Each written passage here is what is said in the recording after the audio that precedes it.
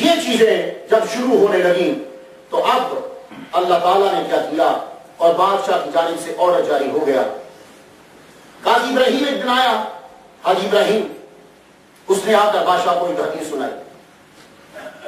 حدیث بیان کرنا آسان ہے, حدیث کو سمجھنا مشکل ہے.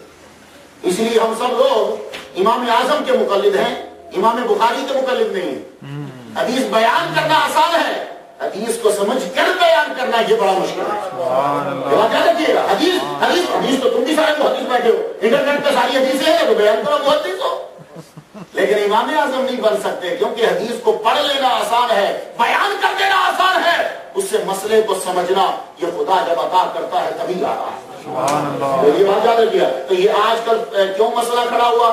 ایک بندہ انٹرنیٹ پہ گیا, حدیث اس نے پڑھی, جی لا صلاۃ الا بفاتحۃ الکتاب, بولو میں صاحب فاتحہ تو نہیں پڑھنے دیتے, میں انٹرنیٹ سے پڑھ کر آیا, گوگل زندہ باد, تو مجھے کیوں نہیں پڑھنے دیتے؟ تو اللہ کے بندے, جس بندے نے 20 سال لگائے ہیں, جس بندے نے پوری زندگی لگا دی ہے, تو کیا سمجھتا ہے کہ اس نے اس حدیث کو نہیں پڑھا ہوگا؟ کیا اس حدیث کو نہیں سمجھتا؟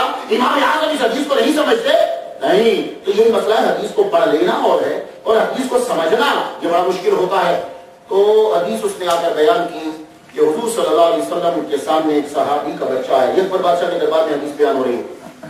مجھے چونکہ حضرت مجدد غسانی کی بارگاہ تک جانا, اس لیے میں ان پہ ڈسکس نہیں کر رہا. آگے کہنے لگا ابراہیم اکبر بادشاہ سے, جس کو آج کل بڑا کبریٹ اکبر کہتے ہیں, کہنے لگا کہ حضور کی بارگاہ میں ایک صحابی آئے اپنے بچے کے ساتھ. تو یہ صحابی جو ہے ان کی داڑھی نہیں تھی, تو کیا کیا گیا کہ حضور نے فرمایا کہ یہ شکل جنتیوں کی ہے.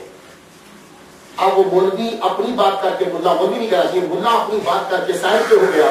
اکبر بادشاہ نے حدیث کو سمجھ لیا اور اعلان کر دیا, آج کے بعد کوئی میرا مرید داڑھی نہ رکھے.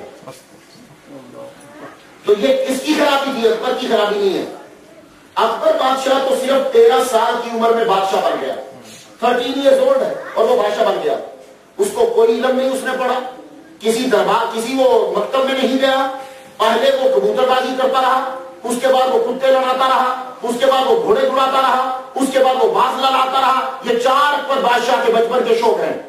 ان چاروں یہی اس کے پاس نالج تھا. 13 سال کی عمر میں وہ بادشاہ بن گیا ہے. اب اس کو خراب کرنے والے کون ہیں؟ یہ جو اس کے دربار میں ملا تھے, خود ان کا اپنا مذہب کوئی نہیں تھا. اور ایک بات یاد رکھنا, یہ بڑے دھیان سے میرے جملے سنیے گا, جو بھی بد مذہب ہوگا, باطل مذہب ہوگا, وہ کیا کرے گا؟ وہ اپنا مذہب ٹکا کے بیان کرے گا, لیکن تمہیں یہ کہے گا کہ لڑائی کیوں کر رہے ہو. اس سے اثر کیا ہوگا کہ آپ لوگوں کا مذہب ختم ہو جائے گا اور اس کا مذہب پھیلنے لگ جائے گا. اب مجھے بتائیے کہ اکبر بادشاہ کے دربار میں جتنے لوگوں نے بھی گفتگو کی ہے, کیا انہوں نے اکبر بادشاہ کو اپنے مذہب پر رہنے دیا؟ نہیں. کون سے مذہب کی چیزوں کو لاگو کیا؟ جو اس کے اپنے مذاہب تھے ان کے. تو اس لیے ان چیزوں کو سمجھو. آج کے دور میں بھی لوگ آتے ہیں تو وہ تمہیں یہی کہتے ہیں, جناب یہ مت بولو, جناب یہ مت بولو, جناب یہ مت بولو. تو پوچھے کیا بولے؟ ارے جو ہم بولتے ہیں وہ بولو. تو وہ اپنا بولی بولے گا, تو تمہارے دین کو وہ ختم کر دے گا. اس لیے اپنے ایمان کو مضبوط کیجئے. تو جب یہ چیزیں ہوئیں تو پروردگار عالم نے پھر مجدد کو بھیجا. اب ایسا مجدد آئے کہ جو اکبر بادشاہ سے ٹکر لے. اکبر بادشاہ کے ساتھ مجوسی, اکبر بادشاہ کے ساتھ ہندو, اکبر بادشاہ کے ساتھ دوسری سارے مذاہب کے لوگ, اکبر بادشاہ کے ساتھ ایران, اکبر بادشاہ کے ساتھ باقی مذاہب کے لوگ, اکبر بادشاہ کے ساتھ سارے سلطنت اس کے پاس.